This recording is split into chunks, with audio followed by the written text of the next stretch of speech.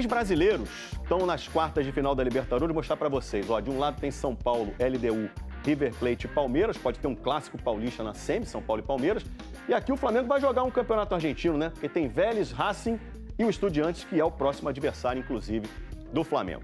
Dá um tempinho de Libertadores, vamos falar de Brasileirão. Líder Flamengo volta a jogar próxima segunda-feira, 9 da noite, contra o Vitória, no Maracanã. Você vai ver ao vivo no Sport TV. Eu vou conversar com o Ricardo Lai. Informações para a galera rubro-negra. Como vem o Flamengo para esse jogo, Lai?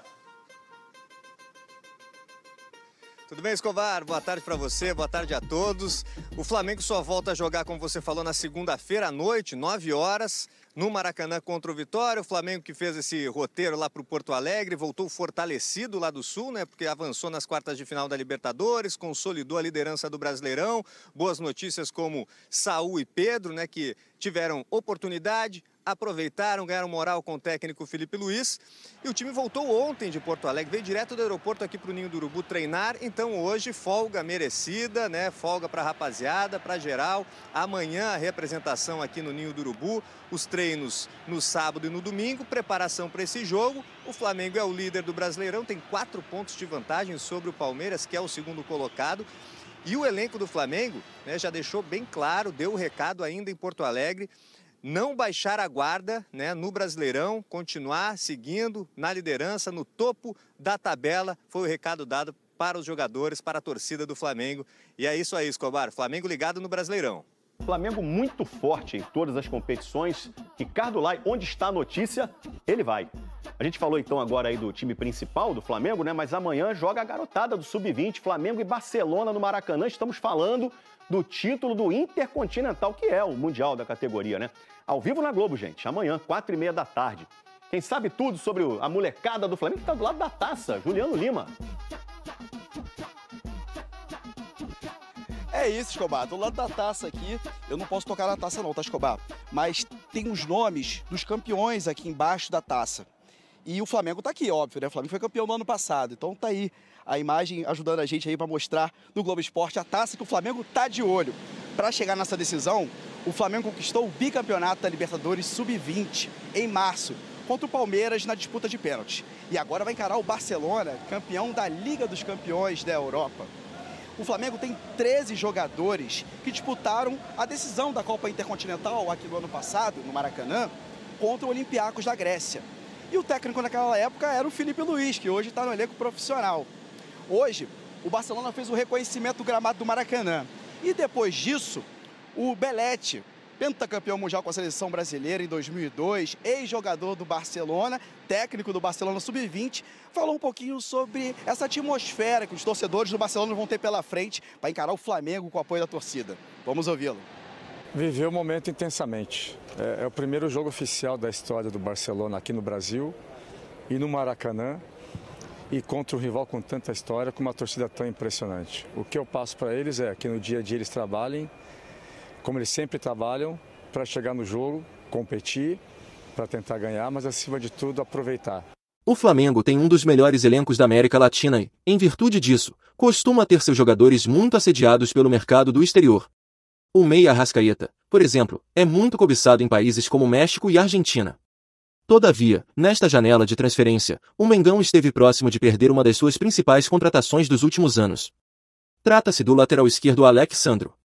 Isso porque, segundo o portal RT Esportes, o Al Ahly fez uma grande proposta para tentar tirá-lo da Gávea. A fonte afirma que os sauditas ofereceram ao lateral o triplo do que ele recebe atualmente no Rio de Janeiro na tentativa de convencê-lo a deixar o Brasil. Os valores chegariam a cerca de 5,1 milhões de reais por mês, levando em conta que a fonte destaca o salário do defensor como sendo de 1,7 milhão de reais mensais. Alex Sandro chegou a cogitar uma saída para a Arábia Saudita, mas, após uma conversa com Felipe Luiz e a comissão técnica, decidiu permanecer. Agora, o Al Ahly busca outro nome para reforçar o seu elenco. O RT Esportes ainda ressaltou que outro fator que pesou para o lateral ficar no Flamengo foi a seleção brasileira. Ciente de que é acompanhado de perto por Ancelotti, o veterano entende que, ficando no Brasil, tem mais chances de ir para a Copa do Mundo de 2026. Alex Sandro tem contrato com o clube rubro-negro até dezembro do ano que vem. Segundo o site Transfermarkt, está avaliado em 1,8 milhão de euros, 11,5 milhões de reais. Ou seja, sua saída dificilmente seria muito lucrativa para o time. No auge dos seus 34 anos, Alex Sandro está desvalorizado no mercado por conta da idade, mesmo ainda atuando em alto nível. Justamente por isso, é muito mais importante para a equipe carioca mantê-lo do que tentar lucrar. Desde que chegou ao Flamengo, em 2024, o lateral esteve em campo 39 vezes com o manto sagrado. Nelas, o defensor participou de 2 gols e foi campeão da Copa do Brasil e também da Supercopa. Uma das grandes novelas de negociação da história do Flamengo envolve Claudinho, ex-Zenit. Isso porque o mais querido tentou a contratação diversas vezes, mas o meio-campista sempre acabava renovando com o time russo. Atualmente no Al-Sadd, do Catar, o jogador colocou a culpa no clube da Rússia pelo fracasso nas conversas. Aspas para o jogador. Se eu fosse para algum time, um Flamengo, um Palmeiras no Brasil, eu poderia ter alguma chance na seleção também. Mas acabou que o Zenit não liberava e renovava o meu contrato para tentar fazer algum agrado para a torcida, para mim também, para eu não ficar meio triste no clube. Eles sabiam que eu queria ir embora, mas não liberavam, e quando fechava a janela, eles vinham e renovavam, disse Claudinho, antes de finalizar. Abre aspas. Eu queria muito, até falei com algumas pessoas do Flamengo, a gente tinha quase tudo certo, só não conseguiu acertar mesmo com o Zenit. Essas pessoas às vezes acham que eu usei, como eu falei, que eu usei a proposta para renovar, mas não. Eu queria mesmo ter ido. Concluiu Claudinho, em entrevista ao Flascore. A última vez que o Flamengo tentou a contratação de Claudinho foi na temporada 2024. Na ocasião, o então presidente Rodolfo Landim chegou a confirmar um acordo com o Zenit para contratar o meio-campista. Entretanto, depois de aceitar tudo que o clube carioca propôs, os russos recuaram e desistiram de vender o jogador. Com o fracasso da negociação com Claudinho, o Flamengo contratou o meio-campista Charlie Alcaraz. O jogador, na época, se tornou a contratação mais cara da história do clube, custando 110,6 milhões de reais. Porém, sem muitas oportunidades com Felipe Luiz, o atleta foi emprestado para o Everton, da Inglaterra, que exerceu a opção de compra pelo argentino. Enquanto Claudinho foca no Catar, o Flamengo segue pensando no próximo compromisso da temporada. Nesta próxima segunda-feira, o time de Felipe Luiz enfrenta o Vitória, às 21 horas, horário de Brasília, no Maracanã, pela 21ª rodada do Brasileirão. Bom torcedor rubro-negro, agora eu quero saber de você. O meia Claudinho teria sido um excelente reforço para o mais querido? Coloque sua opinião nos comentários, não sei se você sabe. Mas sua opinião é muito importante para o Flamengo. A qualquer instante eu volto com mais uma notícia do mais querido.